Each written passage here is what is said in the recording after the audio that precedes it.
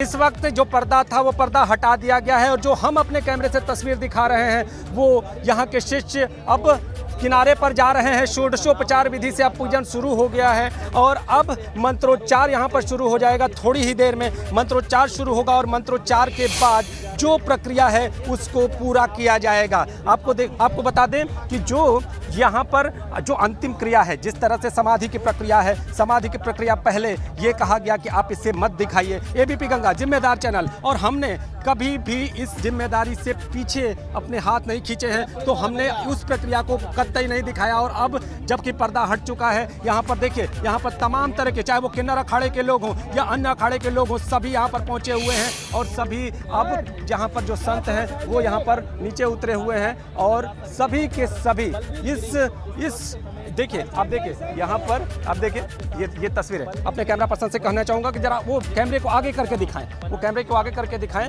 वो तस्वीरें। आप देखिए ये यहाँ पर षोडशोपचार। बिल्कुल, तो दो तस्वीरें आपको दिखा रहे हैं। इस वक्त षोडशोपचार पूजन चल रहा है और जितने भी प्रतिनिधि अखाड़ों के पहुंचे हुए हैं वो एक एक करके पूजन कर रहे हैं। नीतीश आपके पास ही आ रहे हैं। आराम से चलो जी अवधेश, आप देखिए यहाँ पर हाथों में शंख है और इसके साथ ही जो भी यहाँ पर महामंडलेश्वर हैं, जो भी अखाड़ों के लोग हैं वो यहाँ पर नीचे मौजूद हैं और इसके साथ ही महंत यहाँ पर बलबीर गिरी भी आपको दिखाई दे रहे हैं, वो भी नीचे मौजूद हैं। तो यहाँ पर जो भी अखाड़ों के महंत और संत हैं सभी यहाँ पर पहुँचे हुए हैं और सभी अब देखिए अब यहाँ पर मंत्रोच्चार शुरू हो गया। जो हम बता रहे थे आपको कि यजुर्वेद के मंत्रों का मंत्रोच्चार, वो मंत्रोच्चार अब शुरू हो गया है। अवधेश जी, आपको हमारे माइक में वो मंत्रोच्चार अब शुरू हो गए हैं और अब ये भू समाधि की प्रक्रिया का दूसरा चरण शुरू हो गया है। आपको हम दिखाना चाहेंगे कि आप देखिए अब पुष्प वर्षा।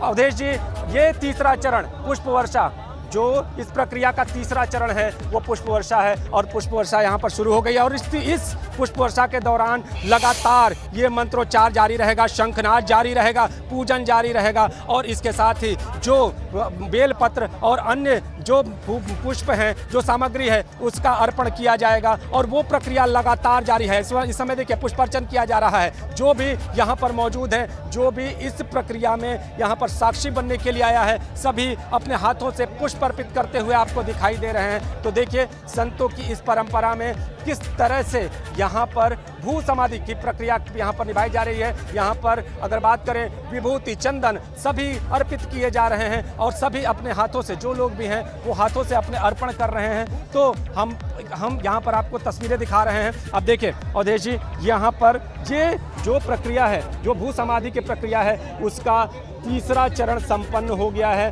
और अब चौथा चरण यहाँ पर शुरू हो गया है, यानी विभूति दान करना। जो भी यहाँ पर संत हैं, जो भी महंत हैं, वो विभूति यहाँ पर दान कर रहे हैं और हमारे साथ कुछ महंत हैं और इनसे हम कुछ बात भी करना चाहेंगे, हम बुलाना चाहेंगे। महंत जी, आप यहाँ आ जाएंगे, यहाँ आएंगे, नज़दीक आएंगे तो कुछ बातचीत करेंगे आपसे।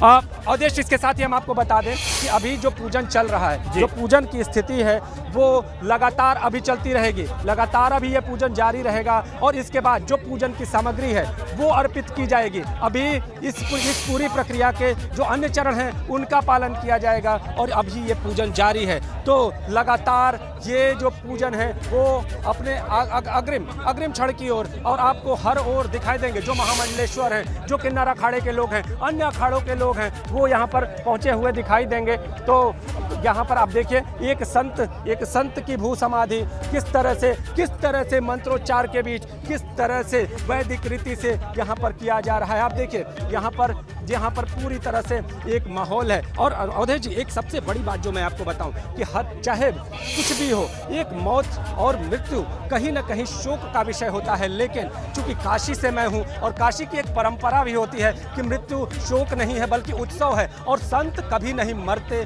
संतों की कभी मृत्यु नहीं होती बल्कि वो मोक्ष को प्राप्त करते हैं। तो उस मोक्ष परंपरा को यहाँ पर दर्शाया जा रहा है और जिस तरह के मंत्रोच्चार हो रहे हैं वो मंत्रोच्चार चाल शिवलीन होने के संकेत देते हैं, यानी शिव में सब कुछ विलीन हो जाएगा और यहाँ पर जो आकृति तैयार होगी वो शिवाकार तैयार होगी। अगर जो लोग यहाँ पर आकृति तैयार करते हैं उसके साथ ही यहाँ पर शिवलिंग की स्थापना करते हैं और बाद में उसकी पूजा भी की जाती है। जैसा कि यहाँ पर बगल में जो पहले इनकी इस मठ से जुड़े हुए महंत हुआ करते थे, यहाँ पर इस मठ से जुड़े हुए लोग की यहाँ पर बगल में एक समाधि है, वो शिवलिंगाकार है।